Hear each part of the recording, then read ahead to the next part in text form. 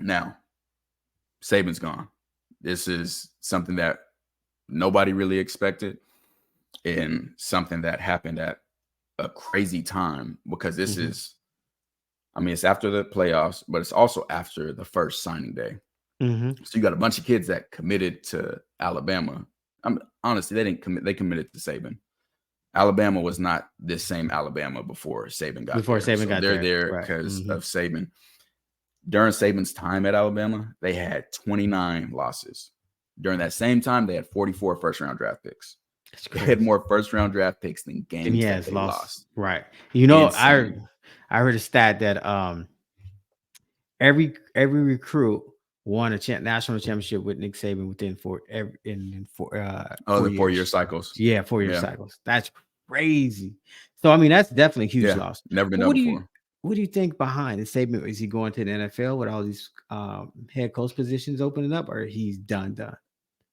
Saban tried the NFL, didn't work for him. I think he's definitely done. He's been invested in car dealerships. I mean, Tuscaloosa is his home Mm-hmm, now, and he's made an incredible amount of money there. mm-hmm. Spent, I mean, what is he, 72? Like, he spent his whole life coaching. I think now he's just ready to kick his feet up and retire off into the sunset. So But now, I do think that means, oh, go ahead. did you think this retirement came earlier than planned though, with all the new changes with the NIL deals, the transfer report? Like Definitely. it's a different layout now. Like it's completely Definitely. different.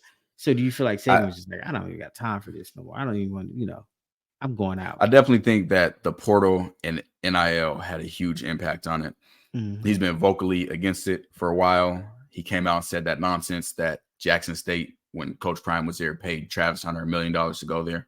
It's not what happened. Like, Jackson State don't have those type of resources to pay a player $1 million. And Travis went there because he's a corner, and Mhm. Deion's the greatest corner of all time. But Mhm. Saban's been against that for a while. Then with the transfers in and out, I mean, it's like I said, he's been coaching his whole life, and then within the past 2 years has now had to adjust to that. He's done what he's wanted to do. He's got every accolade, the greatest college coach in the history of college football. So I Mhm. think I definitely think that brought it on a little earlier than would have been, but he's set with what he's done. I think he's ready to ride off into the sunset.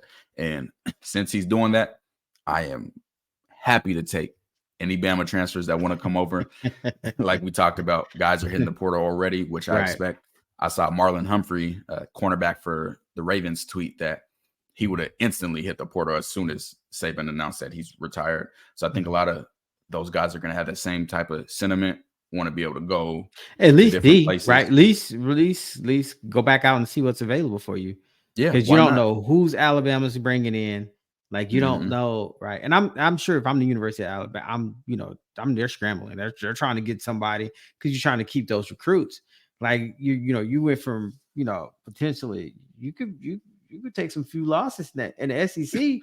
Boy, you got Absolutely. Texas and Oklahoma coming in on top of you. Then Mm-hmm. you got LSU, Georgia. Like, you don't want to get too far behind, and you just can't go hire just anybody. You got to hire somebody that No, can carry the but program. it's been reported that they've already made the hire and that it's going to be released tomorrow.